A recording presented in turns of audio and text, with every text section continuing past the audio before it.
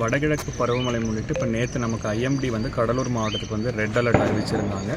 நமக்கு வந்து நேற்று மட்டும் நமக்கு வந்து ஒரு 94.7 மில்லிமீட்டர் ரெயின்ஃபால் வந்து ரெக்கார்ட் ஆகிருக்கு. கிட்டத்தட்ட ஒரு 10 இடங்களில் நமக்கு வந்து ஹெவி ரெயின்ஃபால் வந்து நமக்கு வந்து நம்ம மாவட்டத்தில் வந்து ரெக்கார்ட் ஆகிருக்கு. அந்த இப்போ நம்ம கடலூர் மாவட்டத்தில் இந்த மழையோட தாக்கமும் அதுக்கான முன்னெச்சரிக்கை நடவடிக்கைகளை ஆய்வு மேற்கொள்வதற்கு தமிழக அரசால் வந்து நியமிக்கப்பட்ட கண்காணிப்பு அலுவலர் திரு மோகன் ஐஏஎஸ் அவர்கள் வந்து இன்றைக்கி வந்து கடலூர் மாவட்டத்துக்கு வருகை தந்து கடலூர் கார்ப்பரேஷன் பகுதிகள், அதே மாதிரி சுற்றி உள்ள வந்து பஞ்சாயத்து பகுதிகள், அப்புறம் வந்து இப்போ தென்பெண்ணையாறு ஆற்றங்கரையோர பகுதிகள் இது எல்லாத்தையும் வந்து ஆய்வு மேற்கொள்ள உள்ளார். நம்ம வந்து இப்போ இன்றைக்கி வந்து கார்ப்பரேஷன் பகுதியும் இப்போ வந்து சுற்றியுள்ள பஞ்சாயத்து பகுதிகளிலும் பார்க்குறப்ப பெருமளவுக்கு எங்கேயும் வந்து நீர்த்தேக்கம் எங்கேயும் வந்து ஏற்படவில்லை.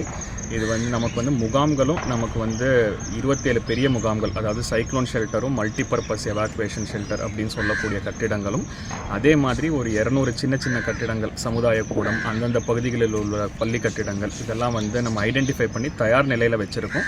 இன்னும் நமக்கு வந்து இந்த முகாம்களில் யாரையும் வந்து ஷிஃப்ட் பண்ணுற அளவுக்கு நமக்கு வந்து சூழ்நிலை வந்து எதுவும் ஏற்பட வச்சுருக்கோம். சென்ற ஆண்டு தென்பெண்ணையாறு ஆற்றில் வந்து ஏற்பட்ட ப்ரீச்சஸ், அந்த எங்கெங்கெல்லாம் வந்து சேதம் ஏற்பட்டுச்சோ அங்கே எல்லாத்தையும் வந்து ஒரு மாதத்துக்கு முன்பு நீர்வளத்துறை அதிகாரிகள் மூலம் வந்து அங்கே வந்து பலப்படுத்தும் பணிகள் வந்து ஏற்கனவே வந்து மேற்கொண்டுள்ளோம். அதையும் வந்து இப்போ வந்து ஆய்வு செய்ய உள்ளோம். அதனால் மழை வந்து நம்ம வந்து எதிர்கொள்வதற்கு மாவட்ட நிர்வாகம் வந்து தயார் நிலையில் உள்ளது.